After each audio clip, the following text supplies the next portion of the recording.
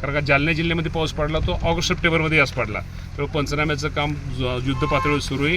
कृषी विभाग, महसूल विभाग, मी तुम्हाला एवढं सांगतो की 1 एकराचं सुद्धा ज्याचं नुकसान झालं आहे त्याचं 1 एकराचं क्षेत्र सुद्धा 10 गुंठ्याचं पण क्षेत्र राहणार नाही. सगळ्याचे पंचनामे करून सगळ्याला नुकसान भरपाई दीपावलीच्या अगोदर दिली जाईल. ओला दुष्काळ जाहीर करून कर्जमाफी देणार का तुम्ही? कर्जमाफीच्या बाबतीमध्ये निश्चित प्रकारे शेतकरी खूप अडचणीत आहेत. कधी गारपीट होती, कधी अतिवृष्टी होती, कधी दुष्काळ पडतोय.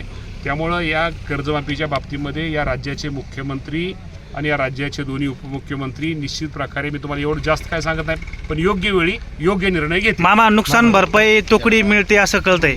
नुकसान भरपाई शेवटी NDRF आणि SDRFच्या नियमाप्रमाणे मिळालं पाहिजे साहेब. गेल्या वर्षी 36,000 फळबागेला होते, कोरडवाला 18,000 रुपये होते. एखाद्या कर्मचाऱ्याचं असो किंवा आमदार खासदाराचं असो, त्यांचं वेतन जे ठरलं त्याच्यात कपात होत नाही आणि शेतकऱ्याच्या अनुदानात कपात कशी करायला लागले तुम्ही?